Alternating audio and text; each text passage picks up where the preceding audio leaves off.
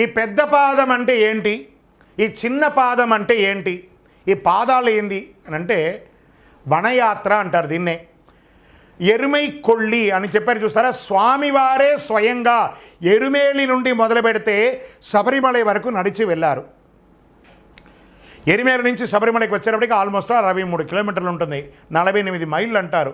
ఈ 48 మైళ్ళని పెద్ద పాదం ఎరిమేలి, పేరూర్తోడు, కాళైకట్టి ఆశ్రమం, అழுదా, ఇంజిప్పారకోట, కరిమల, కరీలాంతోడు, పెరియానవట్టం, సెరియానవట్టం, పంబా నది, నీలిమల, అప్పాచిమేడు, శబరిపీఠం, సరంగుత్తి, సన్నిధానం, శబరిమల అని ఇన్ని రకాలైనటువంటి 5 కొండలతో ఉన్నటువంటి దేవాలయాన్ని పెద్ద పాదం చిన్న పాదం అంటారు.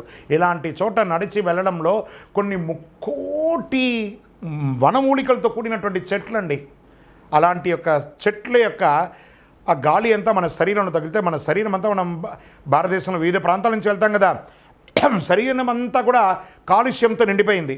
ఆ యొక్క వనమూలికల యొక్క గాలి మన శరీరంలో పెట్టి చెమట రూపంలో చెడు అంతా బయటకు వచ్చి మనం ఆరోగ్యవంతులమయ్యి మంచి ఓవరాల్ అవుతుందన్నమాట బాడీ. అందుకే సంవత్సరంలో ఒక్కసారైనా వనయాత్ర చేయాలి.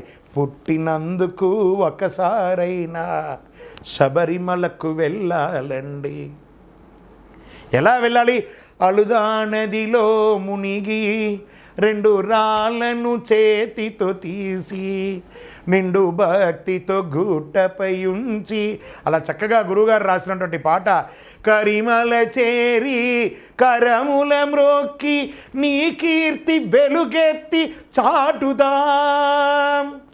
ఎంత అద్భుతం తెలుసా, అలా చెప్తూ ఉంటానే ఎలా గుజ్బం చేస్తారా. ఆ వనయాత్రలో ఉన్నటువంటి భావన, ఆ వనయాత్ర యొక్క పవర్ అలాంటిదండి.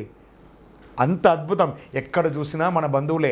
మనం ఆలవేసుకున్న అయ్యప్పుడే ఎంత ప్రేమగా మీరు నడవలేకపోతున్నారా, ఒకళ్ళు వచ్చి గాలి వీస్తారు అలా వాళ్ళ టవల్తో, ఒకళ్ళు గ్లూకోజ్ ఇస్తారు, ఒకళ్ళు పాదాలు పడతారు, ఒకళ్ళు భోజనం ఇస్తారు, ఒక టిఫిన్ ఇస్తారు. ఎంత ప్రేమాభిమానం తెలుసా అక్కడ. పేద లేదు రాజు లేదు ఎందులేని అద్భుతం అందులేని ఆనందమే అయ్యప్ప దర్శనం. అంత అద్భుతమైనటువంటిది అనమాట వనయాత్ర. శరణమయ్యప్ప.